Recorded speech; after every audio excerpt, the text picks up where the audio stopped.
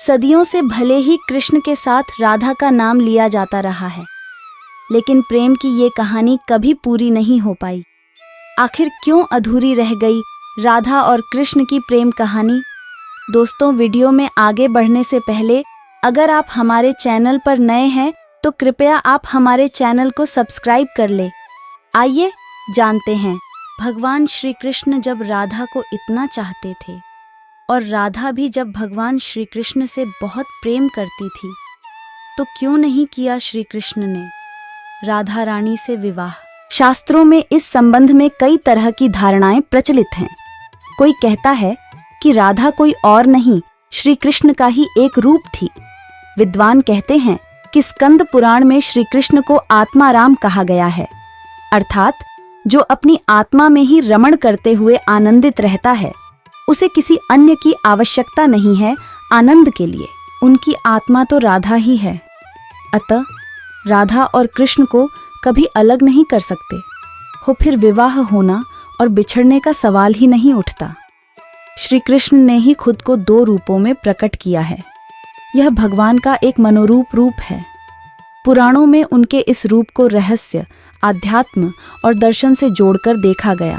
ब्रह्मवैवर्त पुराण की एक पौराणिक कथा के अनुसार श्री कृष्ण के साथ राधा गोलोक में रहती थीं। एक बार उनकी अनुपस्थिति में श्री कृष्ण अपनी दूसरी पत्नी विरजा के साथ घूम रहे थे। तभी राधा आ गईं। वे विरजा पर नाराज होकर वहां से चली गईं। श्री कृष्ण के सेवक और मित्र श्री दामा को राधा का यह व्यवहार ठीक नहीं लगा और वे राधा को भला बुरा कहने लगे। राधा ने क्रोधित होकर श्री दामा को अगले जन्म में शंखचूड़ नामक राक्षस बनने का श्राप दे दिया। इस पर श्री दामा ने भी उनको पृथ्वी लोक पर मनुष्य रूप में जन्म लेकर 100 वर्ष तक कृष्ण विछोह का श्राप दे दिया। राधा को जब श्राप मिला था, तब श्री कृष्ण ने उनसे कहा था कि तुम्हारा मनुष्य रूप में जन्म तो होगा, लेकिन तुम सदैव मेरे पास रहोगी। यही कारण था कि राधा और श्री कृष्ण का बचपन में विछोह हो गया था। रामचरितमानस के बालकांड के अनुसार एक बार विष्णु जी ने नारद जी के साथ छल किया था। उन्हें खुद का स्वरूप देने के बजाय वानर का स्वरूप दे दिया था। इस कारण वे लक्ष्मी जी के स्वयंवर में हंसी का पात्र बन गए और उनके मन में लक्ष्मी जी से विवाह करने की अभिलाषा दबी की दबी ही रह गई थी। नारद जी को जब इस छल का पता चला तो वे क्रोधित होकर वैकुंठ पहुंचे और भगवान को बहुत भला बुरा कहा और उन्हें पत्नी का वियोग सहना होगा, यह श्राप दिया।